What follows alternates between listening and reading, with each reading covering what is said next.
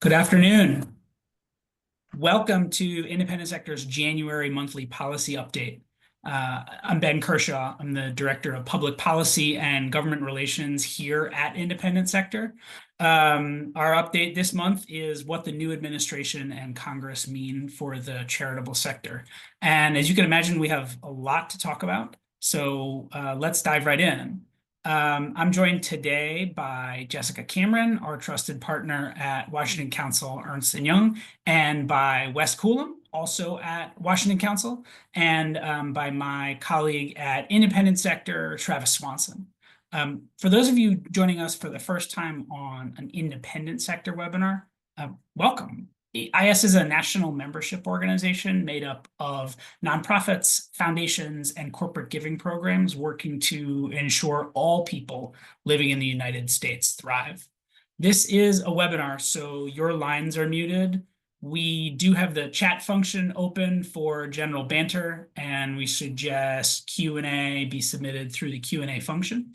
If you're having technical difficulties, please email publicpolicy@independentsector.org. And this is usually a member benefit for independent sector members. If you're not a member and you're with us today, please stick around and contact membership@independentsector.org if you'd like to, more formally join this community. Before we start, I want to respectfully acknowledge I'm joining you today from Washington, D.C. It is the ancestral home of the Piscataway people. They're still in the area working to reclaim their land and their traditional practice. Also, many of the buildings and places we inhabit in Washington were built by enslaved people. So wherever you're joining us from, we're really glad to have you. The beginning of any presidential term brings change in Washington, and this has certainly been no exception. Federal agencies are seeing new leadership and staff, executive orders touching on diversity, immigration, federal spending, and more could shape the work of our sector for years to come. On Capitol Hill, unified Republican control is, certainly has the potential to speed up action on a wide range of priorities. And so I'm really glad to have all of you with us today. We are going to talk about some of the executive orders that have been issued in the last 10 days. But first, we want to talk about what's happening on Capitol Hill and how it impacts our sector. And so for that, I want to turn to Jessica and Wes for the latest from Capitol Hill. Great, thanks, Ben. Let me kick it off, and then Jessica can also add her views. Congress is back for the new year in session. Most activity taking place will kind of split between the House and the Senate. The Senate is out this week. The House is out this week, but the Senate is in session, and the Senate will start first is focused mostly on confirmations of various Trump nominees. Various cabinet secretaries are kind of moving through the list. They've confirmed about a dozen or so thus far, and moving through the entire list of nominees that President Trump has put forward for his cabinet and other sub-cabinet agencies. The House is not involved in the confirmation process, only the Senate side. Both the House and Senate are looking to kind of put together and talking about what they're going to do on the budget front. So two big things happening on the budget standpoint. Not talking yet on the spending freeze that we'll get to later. But first, they're trying to finish up the last year's appropriations process. That is, the CR extends till March 14th. And so trying to figure out what they can do to extend funding for the rest of the fiscal year through September 30th.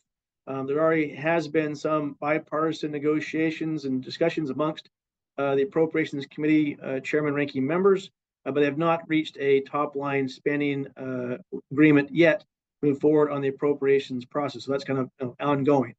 The other big item, as you've seen in the press, is the desire by the Republicans who control both the House and the Senate and the White House to move a reconciliation bill to kind of push through their agenda items on both mandatory spending or spending cuts and taxes on a partisan basis. Reconciliation is a tool, as we know, that the majority party can use to move legislation through a simple majority vote in the Senate and avoid a filibuster especially on the Senate floor. But they first must pass a budget resolution to lay out the parameters of the overall budget spending and revenue side, as well as give the committees instructions on how they're going to meet that reconciliation instructions and meet those numbers. For example, in 2017, the Finance Committee and Ways and Means Committee were given a mandate for a $1.5 trillion tax cut to extend and to enact the Tax Cut and Jobs Act in 2017. Those provisions mostly expire at the end of this year, and so they're looking to move a large tax bill at some point between now and the end of the year and move it through reconciliation. But there's also desire, especially in the House, to use reconciliation not just for taxes but also for spending changes. And we saw, last week a leaked document from the House Budget Committee that had about 50 or so different items of tax and spending changes to address the deficit as part of that reconciliation package. So, what's going on right now is both the House and Senate budget committees are kind of talking about a budget resolution, putting something together that they will release shortly, and then mark it up in the budget committee, then move it to the House and Senate floor with the hope of getting a final budget resolution between the House and Senate finalized in the coming weeks. And then after that, then move to an actual reconciliation markup, starting probably in the House Ways and Means Committee before it moves on to the Senate. So I'll just kind of stop there. Jessica, what else can we add to the update on that front? Thanks, Wes. Well, definitely welcome to 2025. It's off to a wild start, not just on the tax and tax exempt front, but of course, with all of the issues that that your organizations are working on in terms of policy matters. At issue, really, like Wes mentioned, is this tax bill, and it's maybe what we can call tax bill plus. There's certainly a large amount of priorities that President Trump would like to get done this year. He has seen his election as somewhat of a mandate to get the ball rolling on a number of his priorities. And so, he's kind of laid out what that may look like. However, there's still a lot of questions in terms of the timing of that, how big this tax bill will be. Is it one big bill or is it two big bills? How it's going to get scored and how it's going to get paid for, and then finally what's in it. So lots of different pain points, a lot of different opportunities for heartburn, you could say, with this bill. And so over this week, House Republicans, as Wes mentioned, were in Florida for an issues conference. The idea, they do this on a pretty regular basis of getting together. Democrats do this as well every year to kind of go over key priorities and their strategy for the year. The hope was that this would maybe give a better, more clear direction, especially from the president, in terms of how a bill might turn out in the next couple of months. As you can remember, there's a thought of, do we do one bill and then there's another bill that does things like energy permitting and funding for immigration enforcement efforts and a few other things, as well as healthcare, or does it all get lumped into one bill? Does that make it easier to move through the House, which has a pretty narrow margin?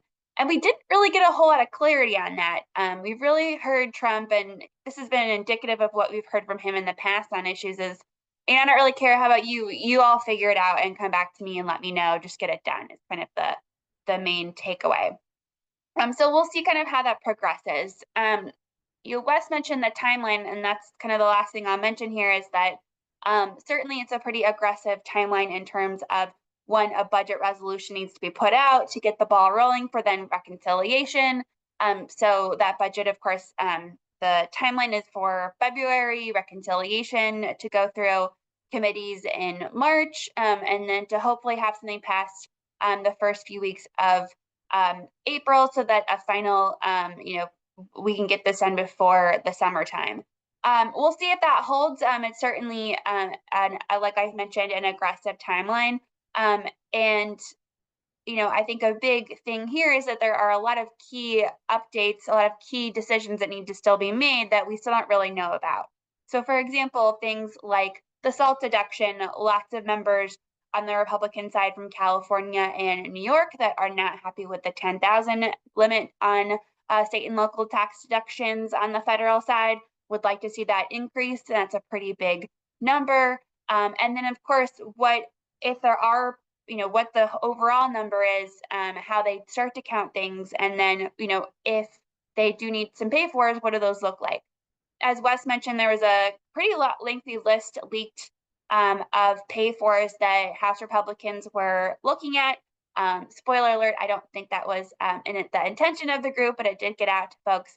And it definitely is a pretty lengthy document, goes through a lot of pay fors, but a lot of those pay fors are ones that if you start to really look into them and dig a little deeper, have some, it would be easy to see several members or a lot of members very concerned about some of those revenue raisers. Of note, and my last point is that, we did see in that document the endowment tax increase, which is something that we have been tracking and that we are concerned about. That's of course for private colleges, not private foundations. Although we do keep our ears to the ground on if that expands, as well as a few other items that we are watching very closely. So we'll see. We're definitely, and that's just on the tax side. So I know we have a wide variety of other issues and concerns that the independent sector is tracking for y'all. So I'll stop there. Thank you, Jessica. Thank you, Wes. I would invite people to submit questions through the Q&A function. So I have a question, right, that is neither tax nor executive orders. Wes, you noted that there's an attempt to tie up last year's work on appropriations, and that's all sort of held up pending a deal on the overall limit. We're also approaching February quite soon, which is traditionally the month where the president makes a budget proposal to Congress.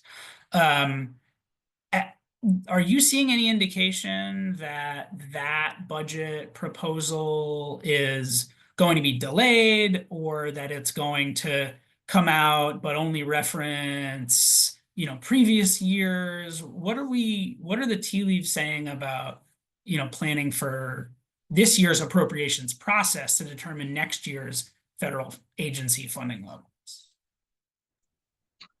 Yeah, good question. And I was thinking the same question and going back to history. I don't think Trump put out a full budget his first year back in 2017, if I recall.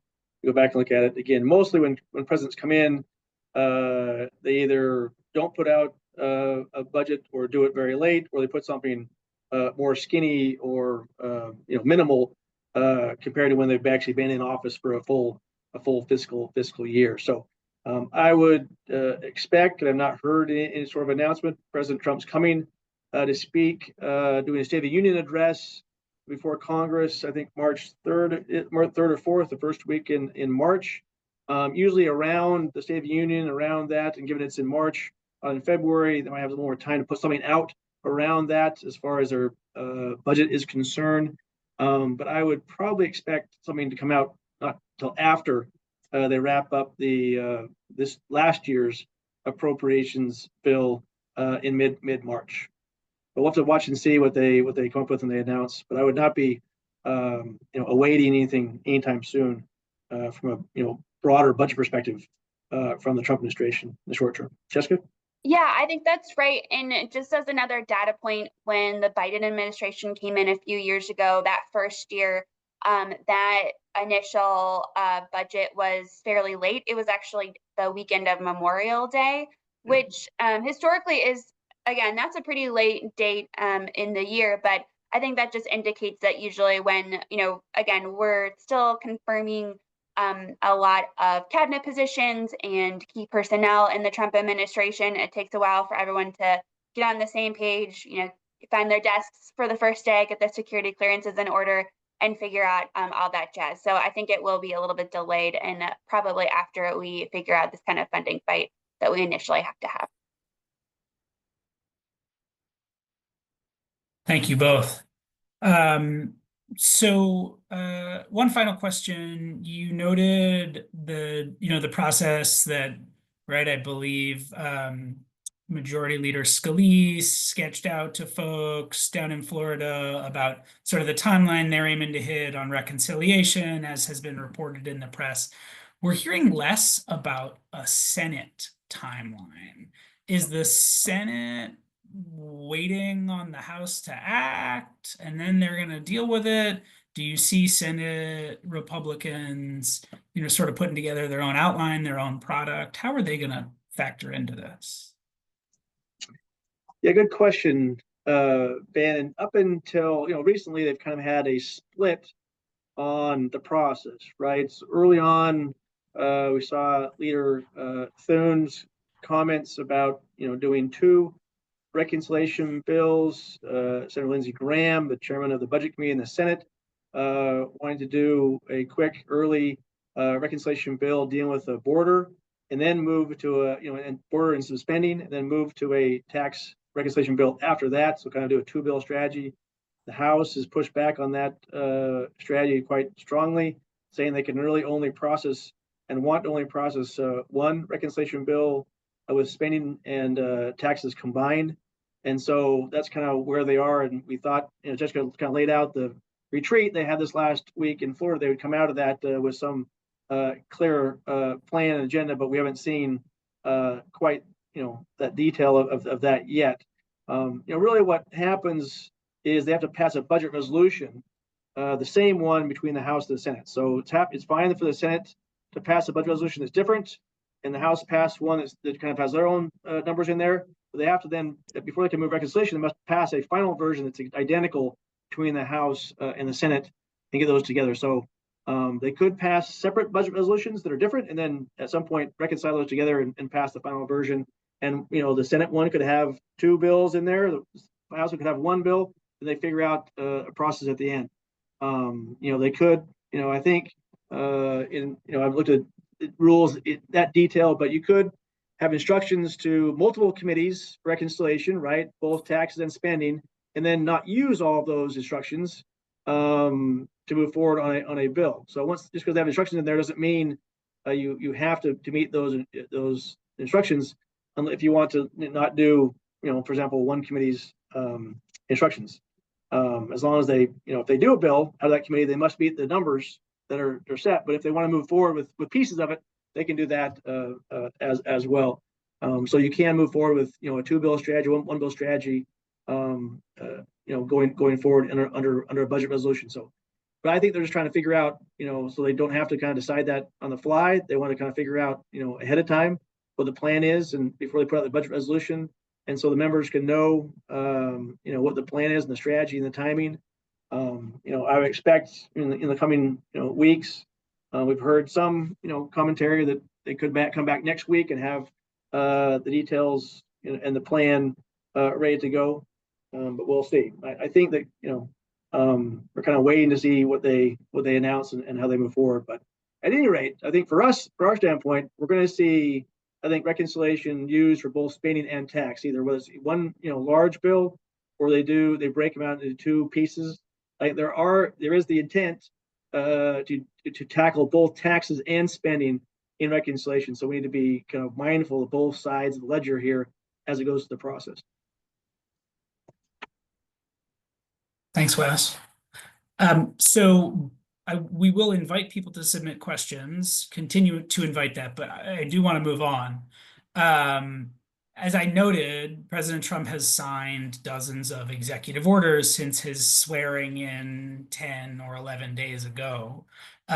This includes issues like diversity, immigration, energy. We added education to the list yesterday, federal spending, and more.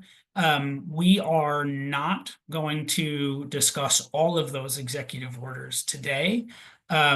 We do want to dive into a few of them. And the first one I want to talk about is around the reporting on the spending freeze order and the many machinations it's been through this week.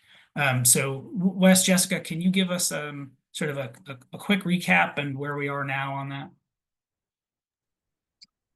Yeah, so just the president put out, as you know, a series of executive orders on various areas of law, immigration, energy, spending, diversity, equity, inclusion offices and programs, and kind of across the board, a host of different ones.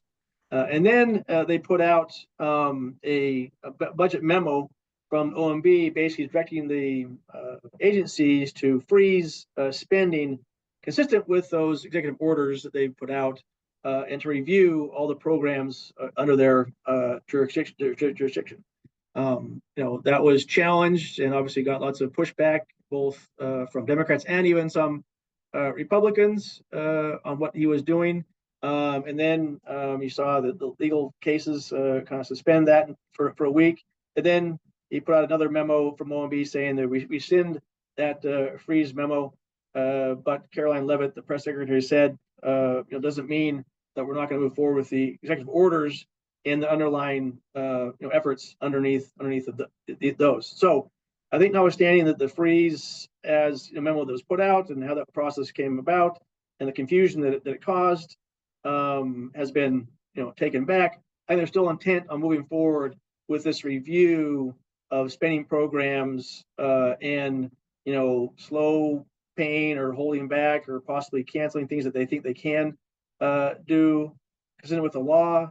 Obviously, I think there in some cases they may be challenged on some of these, right? Because some are based on contracts that need to be maybe haven't been paid, but they need to be paid because the contract is with an entity and the federal government. So I think there's still more to be had on this. Obviously, a lot of confusion came about it, and so I think just because the memo was withdrawn and now we're kind of back to what we have with the executive orders, I think they're still intent on moving forward with a review and possibly freezing spending where they can, consistent with those executive orders. Just anything to add on that? No, I think that's right. Certainly, when we look at President Trump's actions, and this is indicative of his first term as well, but they haven't been scared to kind of take an aggressive position, see how that plays out, and then adjust from there. And I think we saw that with the spending freeze. I agree also that this isn't the last that we'll, discuss the freeze of certain grants and loans coming from the federal government. So definitely something, if you are an organization that does receive those types of benefits or assistance, or likewise entities that you work with, it's really important to keep on top of this and stay vigilant about it as we kind of see how this goes. Certainly from Congress's perspective, they have authorized a lot of this funding. And so I think there's a question of, they are looking at impoundment of kind of what, powers they have or kind of how they can work with the administration. So stay tuned also on that kind of angle.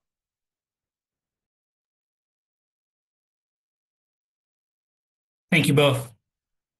So as we noted, the day he was sworn in, President Trump also signed an executive order entitled Ending Radical and Wasteful Government DEI Programs and Preferencing.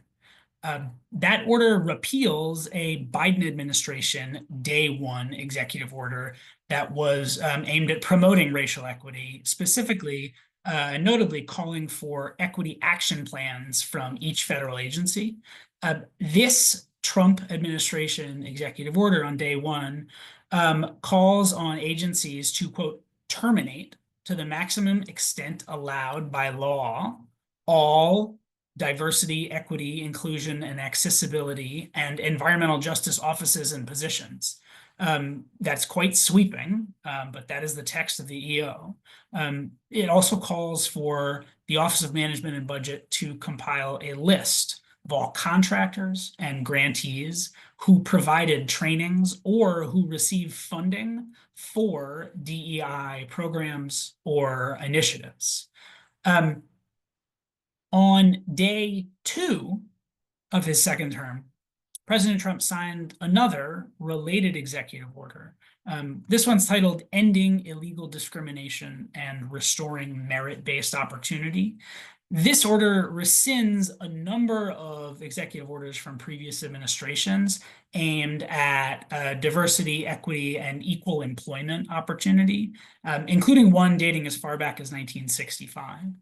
And this second diversity-related executive order requires all federal grants and contracts to include a provision certifying that they follow anti-discrimination laws and that they do not, quote, operate any programs promoting DEI that violate any applicable federal anti-discrimination laws. So requiring these provisions in all federal grant and contract agreements. Section 4 of that executive order in particular has also attracted a great deal of scrutiny. It calls on the Attorney General to develop a, quote, strategic action plan to, quote, deter DEI principles in the private sector. This includes gathering from various federal agencies a list of up to 9 potential civil compliance investigations of publicly traded corporations, large nonprofits and foundations, and institutions of higher education. So the scope of this effort is still rather unclear, despite that text. It's certainly unclear to me. And that is why independent sectors, eager to be partnering with all of you in this work, but quite notably, on a webinar tomorrow, hosted jointly with the Council on Foundations and National Council of Nonprofits and United Philanthropy Forum, featuring a legal expert on these issues.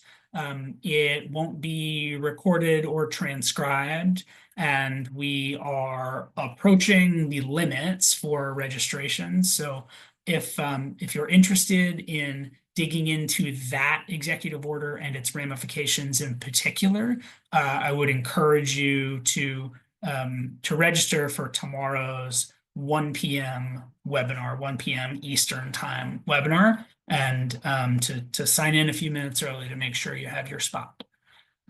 So with that, I want to note that, those aren't the only executive orders that have been filed, far from it. President Trump has filed executive orders touching on the federal workforce, sending them back full-time in person, instituting a hiring freeze and a regulatory freeze, and making it easier to fire certain federal employees. Those are all individual actions that he's taken in the past 10 days. Certainly executive orders around immigration, increasing enforcement, requiring greater collaboration from cities. We've heard about sanctuary cities, and even challenging the 14th Amendment of the Constitution. Again, those aren't the only topics that could impact nonprofits' work, whether your organization works in energy or environmental issues, or on census issues, or on foreign aid spending, or, as we noted, education. There have been a wide range of executive actions taken that are still being digested, but certainly could impact our work. So with that flurry, I want to pause again to see if people have questions.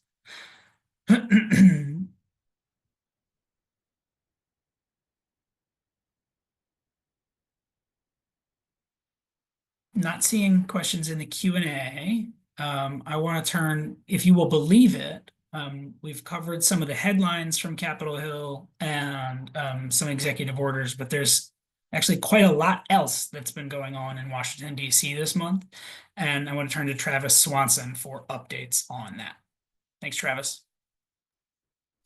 Thank you, Ben. And good afternoon, everyone, and thank you for being here. As many of you know, the Foreign Agents Registration Act, or FARA, was originally enacted in 1938 to promote transparency by requiring individuals acting on behalf of foreign principals to disclose their activities, particularly those aimed at influencing public opinion or government policy.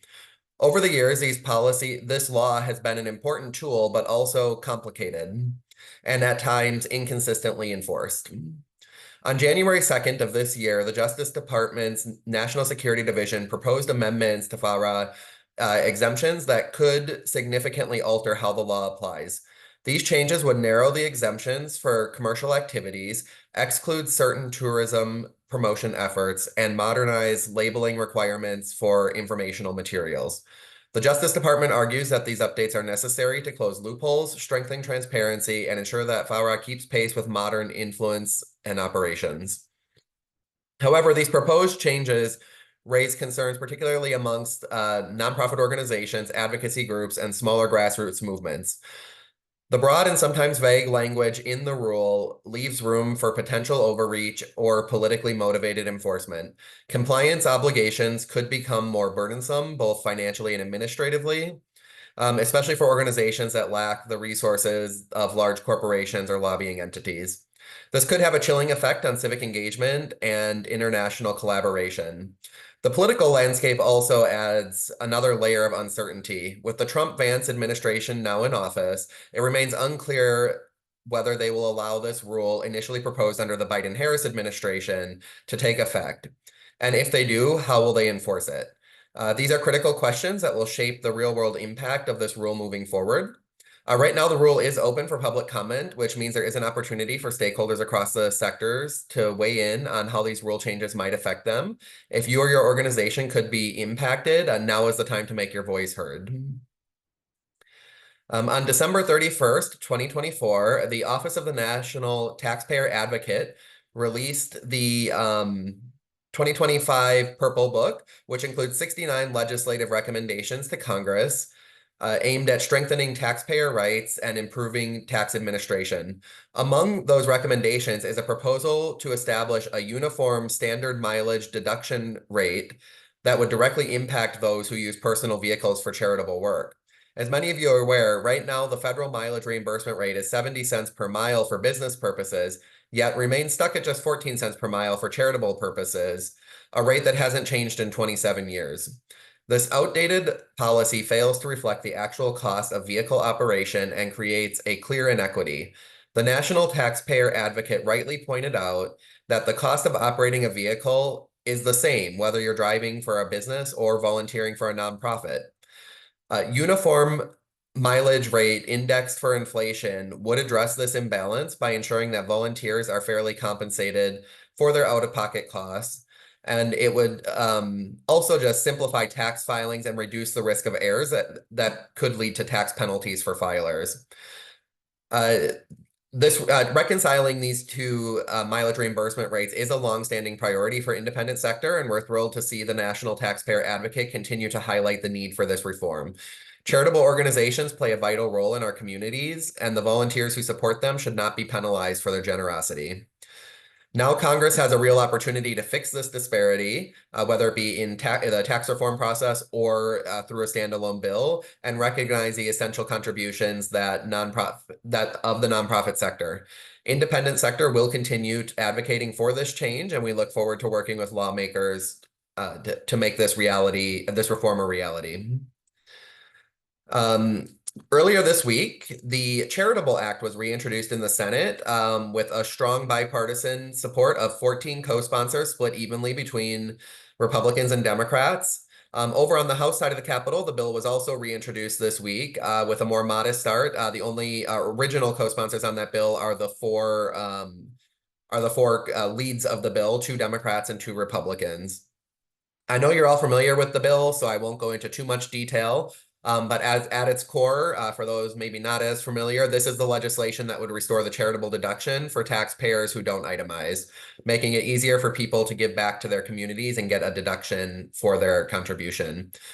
When this bill was ended last Congress, it closed out with 24 co-sponsors in the Senate, split evenly between Republicans and Democrats, and 64 co-sponsors in the House, also evenly split. So we'd love to see the numbers this year climb even higher than they were last year, but that won't happen without direct advocacy. So I urge all of you to reach out to your representatives and senators and ask them to sign on to the Charitable Act to help strengthen charitable giving across the country, including to your organizations. And lastly, I just wanted to take a moment to highlight an important opportunity coming with Foundations on the Hill, happening February 23rd to 25th here in Washington, D.C. For over 2 decades, this gathering has brought together philanthropies, foundations, and advocates to strengthen our collective impact on federal policy. This is a chance to engage directly with policymakers, build meaningful relationships across the sector, meeting your peers and at other organizations across other states, and ensure that our voices are heard on the issues that matter most. And just really want to emphasize how critical Foundations on the Hill will be this year, particularly because of the upcoming tax reforms. That's why we planned it for earlier in the year. That's why it was planned earlier in the year. so that we could try to get ahead of some of those conversations, so lawmakers could hear from you as they're starting to have these conversations about the upcoming tax reform. Registration is open now for foundations on the Hill, and I will drop the link in the chat once I'm finished up here. And the early bird rate of $297 is only available until tomorrow. So tomorrow's the last day of the early bird rate. After that, the price will jump up $100 to $397. So if you are planning to come, don't wait. Make sure you register today or tomorrow. And we hope to see you in DC this February, next month, for what promises to be a very powerful and impactful event. So that's all my updates from the Hill, Ben, and thank you.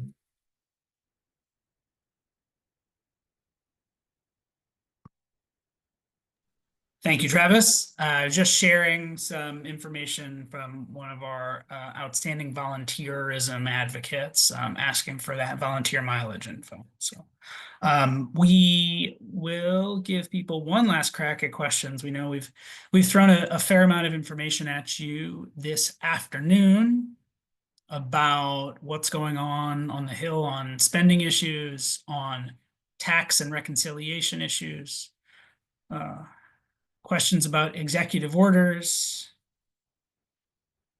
questions about foreign agents laws or the charitable deduction. And there's lots that everyone's doing this time of year, and lots more to do. So we won't keep you from it. We want to thank you again. Thank you, Travis. Thank you, Jessica. Thank you, Wes. And thank you, Manuel. And most of all, thank you to all of you for the work you do day in and day out. It is a time of great upheaval and great need. And we're so grateful to be standing in this work with all of you. Thanks again. Thank you. Thank you, everyone.